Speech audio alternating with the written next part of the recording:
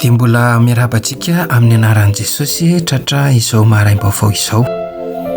Mahakasika ny asa fivelomana sy ny asa mandrarahantsika andavanandro mihitsy indray ry havana no tenin'Andriamanitra hamanginy antsika amin'ity androany ity dia ny obolana 12 ka ny andininy 1/12 izany amin'ny anaran'i Jesosy manao hoe izay miasa amin'ny taniny dia ho voky hanina fa izay manaraka ny olom-pona dia tsy ampisaina. Amen.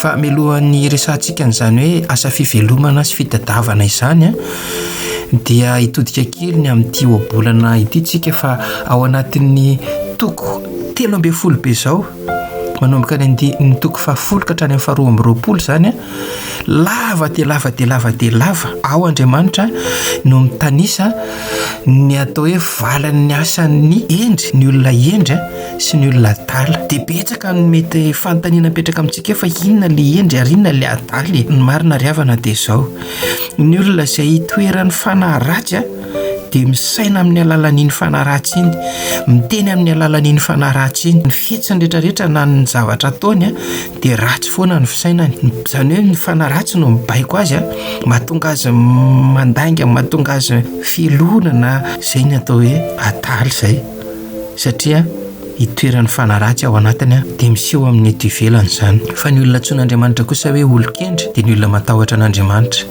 Ary ny matahotra an'Andriamanitra dia izay tarihan'ny fanahin'Andriamanitra, miteny amin'ny fatahorana an'Andriamanitra amin'ny fahendrena. Matahotra raha ohatra ka anisy ratsy olona na eritreritra ratsy aza fotsiny dia efa matahotra. Tsy sa manao ratsy izany ny olona. Izay ny valany ny olona adala itoeran'ny fanahy ratsy dia efa voalaza izany ao anatin'izany toko 13 ao anatin'ity obolana ity.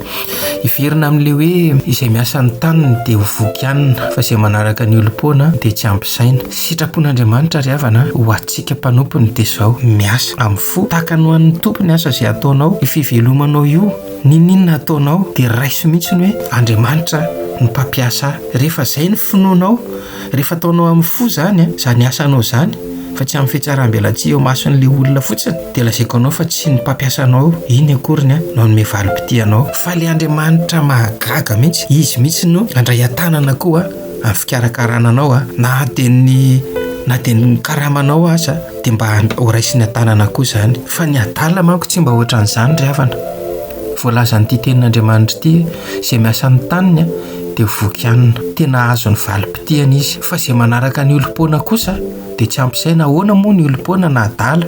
Tsy mieritreritra fa tsy ny hoe ahoana ny azahoako vola vetivety, tsy mieritreritra izany hoe miasa ny taniny fa tena le miorina amin'ny zavatra maivamaivana fotsiny hoe ahoana ny azahoako vola ingakay. Ampiasaina daholo ny saina ratsy rehetrarehetra, tsy misy maharatsy akory ry havana hoe tena mahazo vola ahafahanao mamelona ny ankonanao. Fa izao ny ratsy fanahy kosa dia ampiasaina daholo fomba ratsy rehetra mba azahoana vola ingakaingana. Ka noho izany ry havana voarara ny tenin'Andriamanitra isika mpanompon'Andriamanitra amin'ny karazana loka na inona endriny hoe miloka mampiasa vola iloka azahoana vola be ingakaingana. Fa tsy misy afa-tsy ny manao ny asanao amin'ny fahatahorana an'Andriamanitra sy amin'ny fitondrantena mendrika izay ny sitrapon'Andriamanitra. Engany ho voninahitr'Andriamanitra rery ihany izany izay miasa ny tanany dia ho voky hanina.